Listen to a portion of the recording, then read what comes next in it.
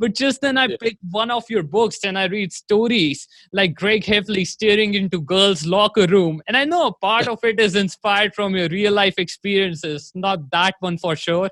And still, what goes inside your mind while writing these books? Is there some sort of unconscious reserves you tap into? Because I've seen there's a telephone booth in which you sit and brainstorm these ideas, and sometimes you even put a blanket on your face while lying on the couch, which might sound like a Jewish ritual at first and might attract some strange looks from family members. Yeah. Yeah, I've tried just about everything in in writing.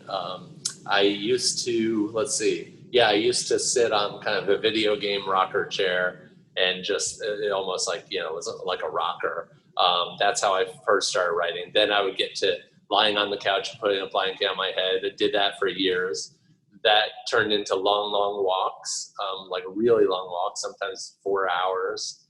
And finally, I discovered this method called systematic inventive thinking, which is this kind of way to cause yourself is in a systematic way to be creative, and it's very efficient. Wow, And how so that works.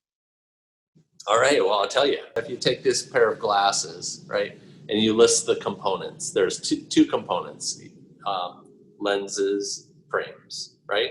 And then, so I've done half the job, which is just to list the parts, right? And then the second part is that you use a tool like subtraction, and you subtract something that seems important, and then see if you have a product, right? So let's say I subtract the lenses from the frames, right? What do I have? I have glasses that don't have lenses, right? True. Can you think of anybody in the world that could use a product like that? That's what you have to say. You say, is there anybody that could use something like that? Yeah, probably if you're performing in theater and you need it for the role. Yeah. Yeah, that could be a good way. So in the United States, NBA players, they basketball players, they often wear glasses with no lenses, right? And this is in their press conferences because they like the fashion, right? But they don't need to see with them, right? And they also don't get, lots of people are taking their pictures, so they don't reflect the light back, right?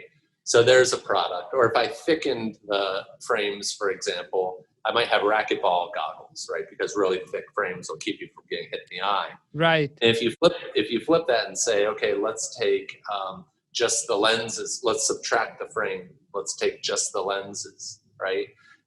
Now, do you have a product that somebody can use? You've got two pieces of glass. Can anybody use that? Probably someone in the scientific field, or I've seen eye doctors use it a lot, that single lens. Yeah. Now, if you shrink the lenses by a lot, you've got a product, which is contact lenses, right? And so these are big innovations. Like let's just say those things didn't exist before, right? Now we've just created two really big, products. One's not so useful, one's very useful. And so that's how I write all of my jokes, is that I take a thing, like let's say I'm writing The Getaway, and I take an airplane.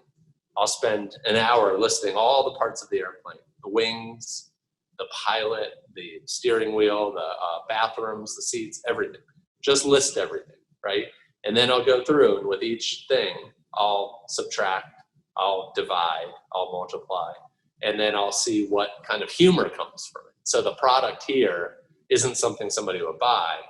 The product is what might be funny, right?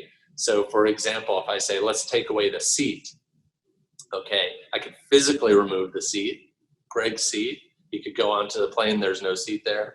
Or I could remove it in a different way. So in that particular book, Greg gets up and goes to the bathroom, and when he comes back, somebody's put their sleeping baby in his seat, right? And he doesn't want to wake it up. So that's something that came from using that process. It's not something that really came from memory or an experience that I had. Actually, my friend did have a similar experience, but that's all of my jokes now come from that process. Wow, who knew that besides these comic books which you are creating, there's so much, mind brainstorming going into it. And I'm sure whoever listening would be surprised to hear that. And it's such a unique thing. And I'm sure many creative artists would use the same thing as well in their art.